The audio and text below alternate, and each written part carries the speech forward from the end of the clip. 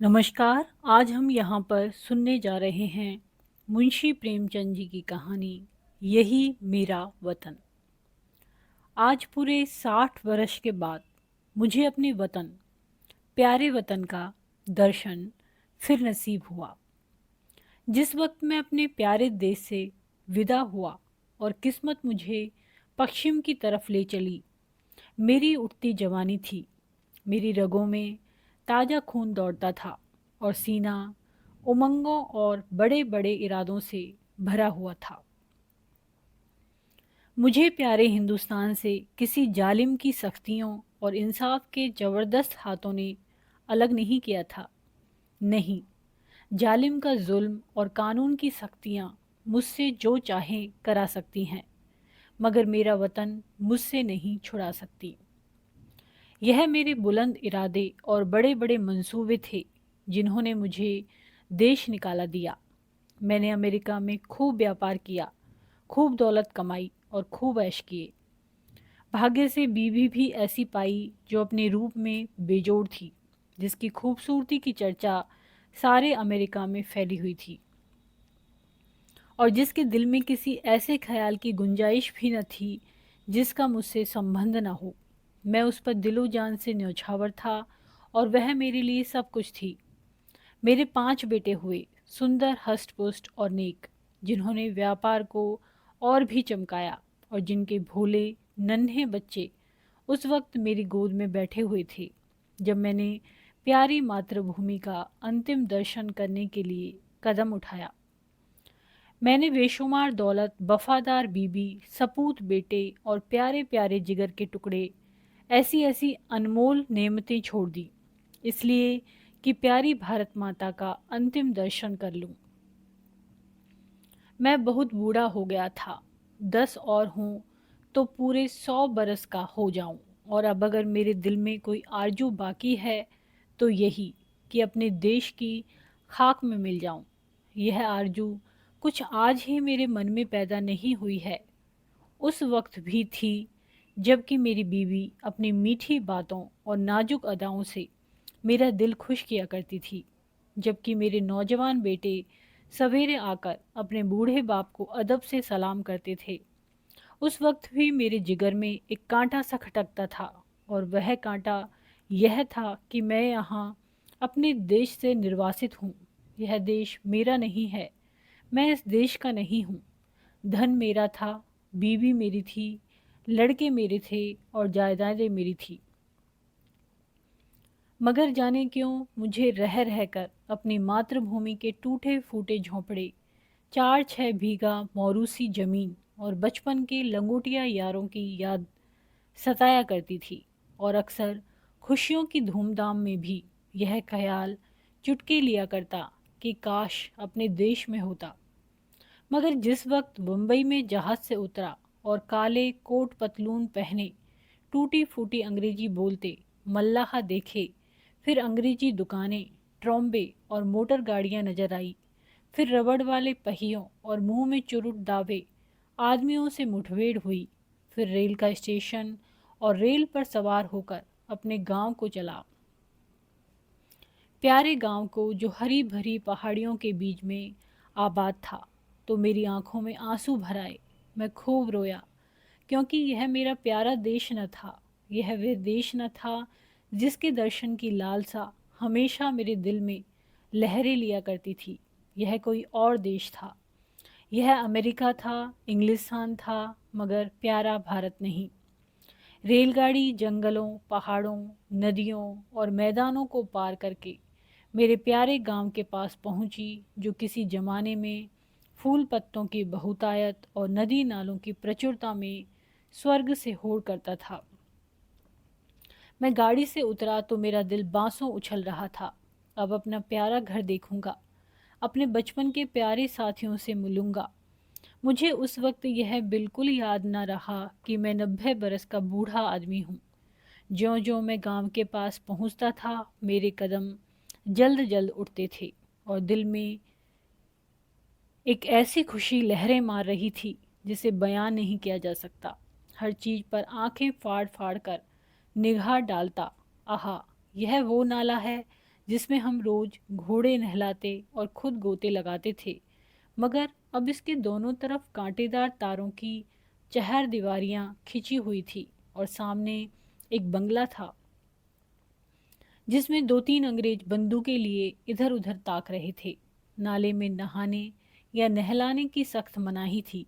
गांव में गया और आंखें बचपन के साथियों को ढूंढने लगी, मगर अफसोस वह सब के सब मौत का निवाला बन चुके थे और मेरा टूटा फूटा झोंपड़ा, जिसकी गोद में बरसों तक खेला था, जहां बचपन और बेफिक्रियों के मजे लूटे थे, जिसका नक्शा अभी तक आंखों में फिर रहा है, वह अब एक मिट्टी का ढेर बन गया था। जगह गैर आबाद न थी।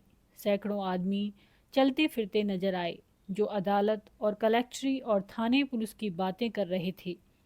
उनके चेहरे बेजान और फिक्र में डूबे हुए थे और वह सब दुनिया की परेशानियों से टूटे हुए मालूम होते थे।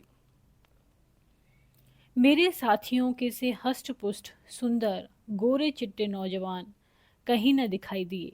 वह अखाड़ा जिसकी मेरे हाथों ने बुनियाद डाली थी, वहाँ अब एक टूटा फूटा स्कूल था और उसमें गिनती के बीमार शक्ल सूरत के बच्चे, जिनके चेहरों पर भूख लिखी थी, चितड़े लगाए बैठे ऊँग रहे थे। नहीं, यह मेरा देश नहीं है। यह देश देखने के लिए मैं इतनी दूर से नहीं आया। यह कोई और देश है, मेरा प्यारा देश नहीं है। उस बरगद के पेड़ की तरफ दौड़ा जिसकी सुहानी छाया में हमने बचपन के मजे लूटे थे, जो हमारे बचपन का हिंडोला और जवानी की आराम गाह था।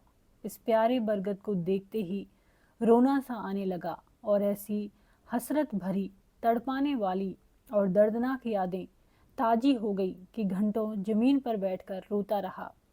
यही प्यारा बरगद है जिसकी फुनगियों पर हम चढ़ जाते थे, जिसकी जटाएं हमारा झूला थी और जिसके फल हमें सारी दुनिया की मिठाइयों से ज़्यादा मज़ेदार और मीठे मालूम होते थे।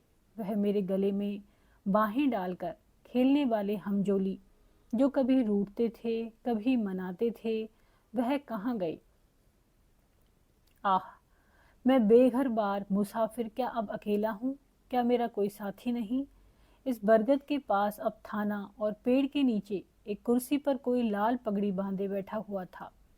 उसके आसपास 10-20 और लाल पगड़ी वाले हाथ बांधे खड़े थे और एक अधनंगा अकाल का मारा आदमी, जिस पर अभी अभी चाबुकों की बौछार हुई थी, पड़ा सिसक रहा था।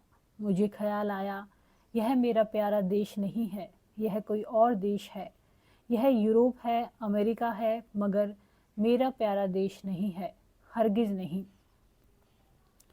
इधर से निराश होकर मैं उस चौपाल की ओर चला जहाँ शाम को पिताजी गांव के और बड़े बूढ़ों के साथ हुक्का पीते और हंसी दिल्लगी करते थे। हम भी उस टाट पर कलाबाजियाँ खाया करते। कभी कभी वहाँ पंचायत भी बैठती थी, जिसके सरपंच हमेशा पिताजी ही होते थे। इसी चौपाल से लगी हुई एक गौशाला थी जहाँ गांव भर की गायें रखी जाती थी और हम यहीं बछड़ों के साथ कुलेलें किया करते थे। अफसोस, अब इस चौपाल का पता न था। वहाँ अब गांव के टीका लगाने का स्टेशन और एक डाकखाना था। उन दिनों इसी चौपाल से लगा हुआ एक कोल्हाड़ा था जहाँ जाड़े के दिनों में ऊख पेरी जाती थी और गुड़ की महक से दिमाग तर हो जाता था। हम और हमारे हमजोली घंटों गडेरियों के इंतजार में बैठे रहते थे और गडेरिया काटने वाले मजदूरों के हाथों की तेजी पर अचरज करते थे। जहाँ सैकड़ों बार मैंने कच्चा रस और पक्का दूध मिलाकर पिया था, यहाँ आसपास के घरों से औरतें और बच्चे अपने अपने घड़े लेकर आते और उन्हें रस से भरवा कर ले जाते। अफसोस, वह कोल्हू अभी ज्यों की त्यों गड़े हुए हैं, मगर देखो, कोल्हाड़े की जगह पर अब एक सन लपेटने वाली मशीन है और उसके सामने एक तंबोली और सिगरेट की दुकान है। इन दिल को छलनी करने वाले दृश्यों से दुखी होकर मैंने एक आदमी से, जो सूरत से शरीफ नजर आता था, कहा, बाबा, मैं परदेसी मुसाफिर हूँ, रात भर पड़े रहने के लिए मुझे जगह दे दो। इस आदमी ने मुझे सर से पैर तक घूर कर देखा और बोला, आगे जाओ, यहाँ जगह नहीं है। मैं आगे गया और यहाँ से फिर हुक्म मिला, आगे जाओ। पांचवी बार सवाल करने पर एक साहब ने मुट्ठी भर चने मेरे हाथ पर रख दिए। चने मेरे हाथ से छूटकर गिर पड़े और आंखों से आंसू बहने लगे। हाय, यह मेरा प्यारा देश नहीं है, यह कोई और देश है। यह हमारा मेहमान और मुसाफिर की आप भगत करने वाला प्यारा देश नहीं, हरगिज नहीं।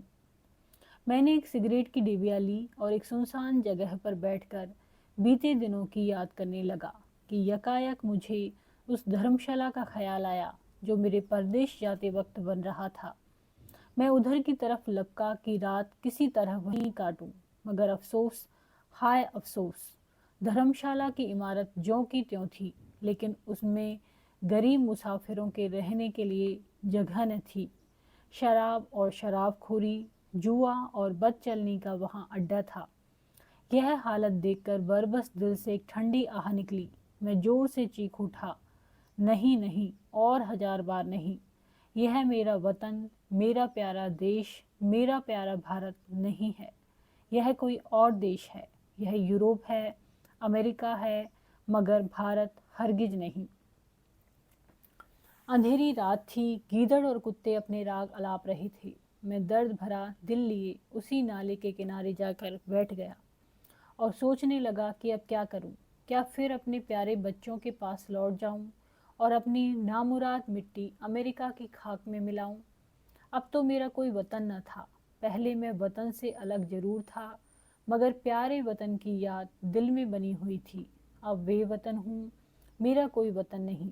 इसी सोच विचार में बहुत देर तक चुपचाप घुटनों में सिर दिए बैठा रहा। रात आंखों ही आंखों में कट गई। घड़ियाल ने 3 बजाए और किसी के गाने की आवाज़ कानों में आई। दिल ने गुदगुदाया, यह तो वतन का नगमा है, अपने देश का राग है। मैं झट उठ खड़ा हुआ। क्या देखता हूँ कि 15-20 औरतें, बूढ़ी, कमजोर, सफ़ेद धोतियाँ पहने, हाथों में लोटे लिए स्नान को जा रही हैं और गाती जाती हैं, प्रभु मेरे अवगुण चित न धरो। इस मादक और तड़पा देने वाले राग से मेरे दिल की जो हालत हुई उसका बयान करना मुश्किल है।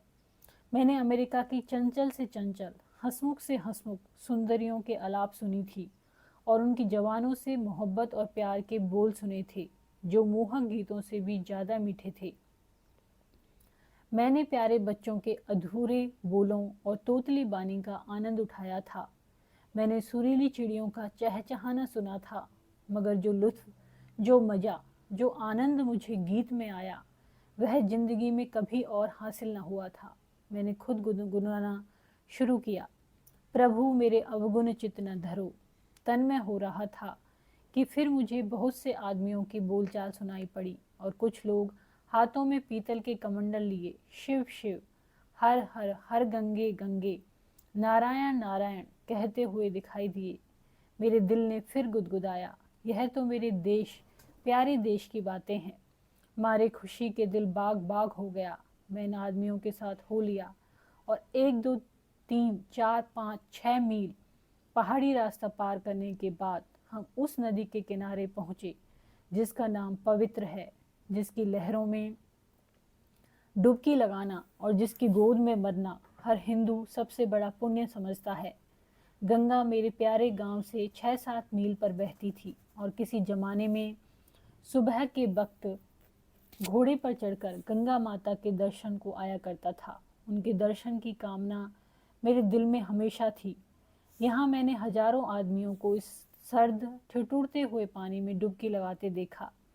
कुछ लोग बालू पर बैठे गायत्री मंत्र जप रहे थे, कुछ लोग हवन करने में लगे थे, कुछ लोग माथे पर टीका लगा रहे थे और कुछ लोग वेद मंत्र सस्वर पढ़ रहे थे।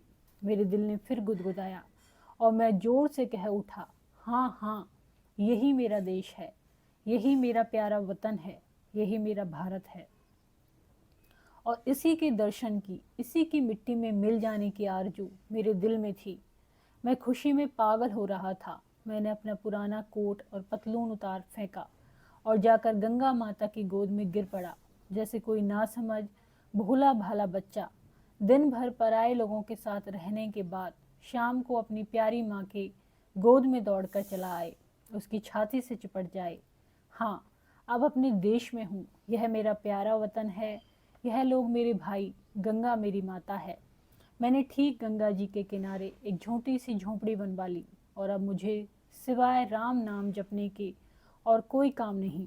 मैं रोज़ शाम सवेरे गंगा स्नान करता हूँ और यह मेरी लालसा है कि इसी जगह मेरा दम निकले और मेरी हड्डियाँ गंगा माता की लहरों की भेंट चढ़ें। मेरे लड़के और मेरी बीबी मुझे बार बार बुलाते हैं, मगर अब मैं यह गंगा का किनारा और यह प्यारा देश छोड़कर वहाँ नहीं जा सकता। मैं अपनी मिट्टी गंगा जी को सौंपूंगा। अब दुनिया की कोई इच्छा, कोई आकांक्षा मुझे यहाँ से नहीं हटा सकती, क्योंकि यह मेरा प्यारा देश, मेरी प्यारी मातृभूमि और मेरी लालसा है कि मैं अपने देश में मरूं। धन्यवाद। यदि ये कहानी आपको पसंद आती है तो इसको लाइक करें, चैनल को सब्सक्राइब करें, कमेंट करें और शेयर करें।